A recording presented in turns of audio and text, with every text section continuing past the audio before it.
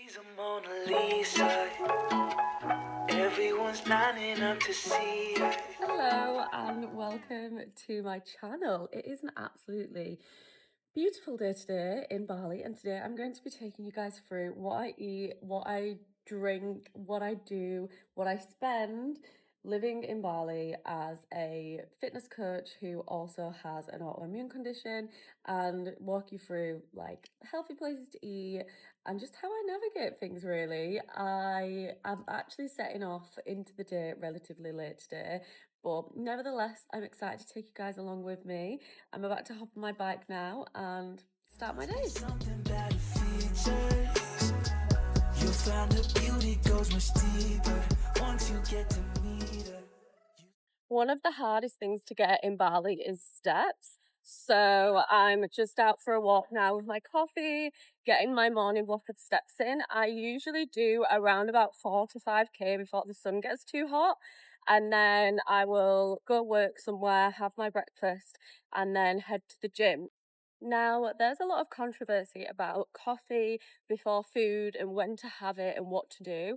Personally, for me, I think it depends how long you wait after waking up, and also at the same time what milk you're pairing it with. So soy milk has a decent amount of protein in it, and this is going to just slow the way that the caffeine hits your system. It's just going to be that little bit more slower. And as long as I'm eating relatively around the same time, I really don't think that it's like the end of the world. Just for me anyway. Like, I think if we're stressing about the nitty gritty, teeny tiny things, it can get a little bit overwhelming. One of the main reasons that I love living in Bali is because I can literally just go for a walk and this is my view.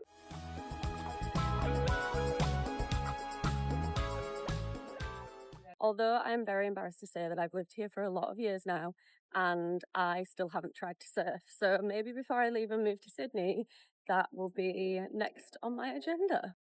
And you are ready for my least favourite thing in Bali. But I suppose we can't have it all, can we? Got to take the good with the bad. One of the best things about Bali is that you can literally build your own plate anywhere. I am currently at Culture Cafe and I've just got some water and then I've got my breakfast here. I've got 2 eggs scrambled with no dairy or butter. I've got 100 grams of chicken. I've got some strawberries and I've got some root vegetables and I've got my water. There's a huge misconception that in Asia it's really difficult to find healthy food, but where I live, Canggu, it's actually really easy and they weigh everything out for you, so it just becomes not something that you have to worry about, which is obviously ideal. I've just got to the gym now and today is lower body day with a high rock style finisher at the end. So I'm predominantly focusing on like hip thrusts, RDLs, then I'm going to do some abduction and some kickbacks, and then I will go downstairs and I will do ski erg and walking lunges to finish off in like maybe like do like 3 rounds, 4 rounds, depending on how cooked my legs are, and then I want to practice some handstands. So before going into my workouts, I always do some dynamic stretches. Dynamic stretches are different to static stretches in the sense that you move throughout the movement, so you're not overstretching prior to working out. You're actually improving your mobility ahead of your exercises so that then you're not going to get injured. Then for my first exercise, I actually did barbell hip thrust. This is a great hack, by the way, if you are always struggling to get the plates on. I warmed up to my working sets and then this was my first working set. I honestly have only just started including hip thrust back into my program, so I'm definitely just trying to focus a lot on form, focus a lot on connection, tempo being something that I'm really focusing on the way down to make sure that I'm getting full eccentric and obviously benefiting from the stretch of the muscle. Now, when it comes to my sets, I tend to do 4 sets of hip thrusts. I just prefer this considering it's my main compound. I like to get the best utilization with it. It doesn't have to be 3 sets, 4 sets, 5 sets. It's just whatever your preference is. My next exercise is the barbell Romanian deadlift. This is an exercise that I'm not gonna lie, I don't really enjoy. I just find it really boring. And I know that some people have this with hip thrusts, and I usually have this with this exercise. So I keep this exercise to 3 sets, starting off with my heaviest set, and then I do my reduction weight sets. So I went from 40 kilos to 35 kilos to 30 kilos. Usually I use straps to help me, but this time I actually forgot my straps, so it was a little bit difficult on the grip strength. But I always think that, you know, if you don't have the best environment, it doesn't matter so long as you're getting it done.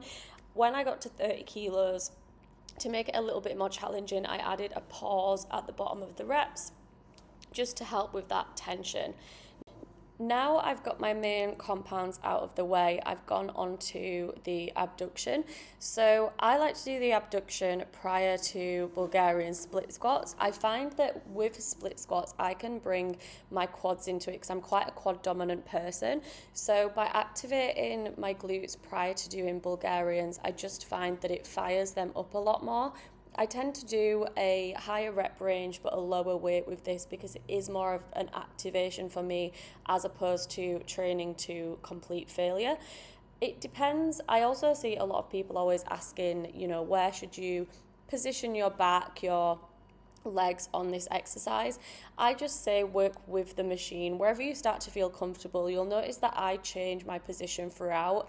If I find that I'm not really feeling it anymore, I'll just adapt and then feel it again. So just work with your body and what your body is telling you. It's really important to listen to it. My next exercise is a Bulgarian split squat.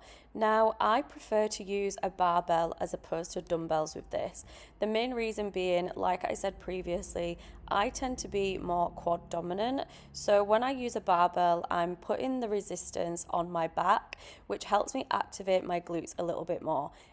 I also find that when I sit back into my hip and I try to keep my knee as above my ankle as possible on the way down and stop my knee from going forward towards my toes, I also feel this a lot more in my glutes. Do remember, this is a total leg day, but my main focus is growing my glutes. So I do really want to be making sure that I'm trying to isolate those as much as possible when I'm doing a movement like a Bulgarian, which brings in hamstrings, calves, quads, glutes. It's always nice to have a little bit of a variation which just leans more towards glutes when that's my primary focus. My final exercise is the cable kickback. So this is something that I really feel when I push my leg out to a 45-degree angle as opposed to it going straight back. So you'll see that in this movement, that's what I'm trying to focus on. You'll also notice that I'm trying to keep my torso as stiff as I can. Naturally, it is going to move, but trying to keep it as locked in as possible just means that you're not moving your body to move the cable and keeps it more in your glutes than in your hips, etc. And that is literally my final exercise before I went into my conditioning downstairs. I don't personally feel like I need more than 5 exercises when it comes to training my legs. I have great mind to muscle connection and I absolutely fry myself. So just remember, it's not about how many exercises you do, how many sets you do, how many reps you do. It's about how intense the training is for your body. Then I went downstairs and I did the ski erg. This is the first time I've actually ever done the ski erg. So if I'm doing something wrong and you're watching this video and you've got some tips for me, please do feel free to send them my way. I'm definitely not someone who will pretend that I know something if I don't. So getting into these new style of training is definitely out of my comfort zone, but I'm trying my best. I then did some reverse lunges on this. So I did that 500 meters of the ski erg, and then I did 20 reverse lunges. I did 10 on each leg.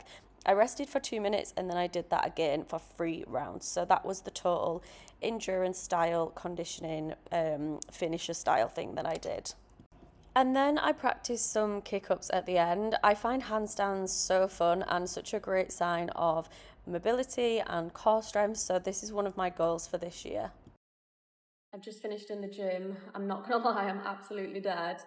I've showered, I've got changed, and I'm gonna head somewhere to work and grab some food, and then probably head home from there. So let's literally still out of breath, but how cute is this?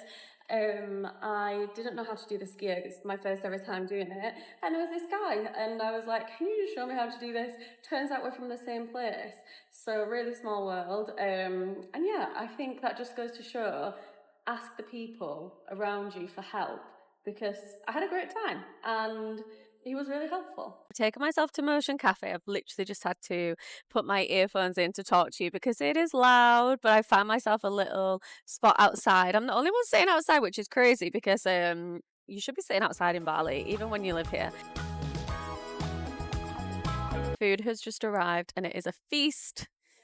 I am so happy right now. I got an egg white omelette, I got sweet potato mash, I got some gravy, I got some chicken, I got some broccoli, and I got a coconut. And you're probably thinking, what the hell, Laura? It is so hot. Why are you having gravy?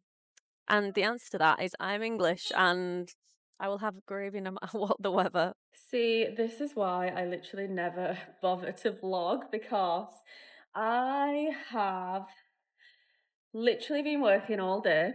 I'm now in my pajamas, I'm showered, and I've just ordered some food from a meal prep company. I've got chicken and I've got some gluten-free sweet potato pasta. You'll have to excuse my cat. She's she's, for lack of a better word, she needs sterilizing. Chloe, shh. And I got myself some bone broth for the morning. Basically, in the morning, I tend to have 250 ml of bone broth. It's really beneficial for the gut lining, and it's good to have it first thing. Wasn't able to have it this morning because I didn't have any. So I've got this for tomorrow, which is fantastic. And yeah, I'm just going to have this food now. Like I said, the most fantastic thing about Bali is the fact that you can literally get the macros for pretty much everything anywhere. So it's really easy to stay on track. So it is peri chicken with sweet potato pasta and a homemade Alfredo sauce. The last thing that I am eating for the day is overnight oats that I made yesterday, and I'm just going to put some almond butter on them and some coconut. Yeah, I'm so excited. I made these yesterday. I haven't had overnight oats in such a long time, so this is going to be fun. You will notice that I'm not weighing my food. Obviously I don't have a weighing scale at the moment, so I'm just being intuitive right now, and if I'm honest, like, I'm enjoying it. So I am definitely going to get a weighing scale soon though, just because I feel like something like this, my overnight oats are so watery and just some things shouldn't be winged like the oats. But yeah, I'm so excited for this now. I'm gonna go to bed now. Well, I'm gonna watch telly and then I'm gonna go to bed, but I'm gonna wrap up this video here, and if you liked it, come back for more.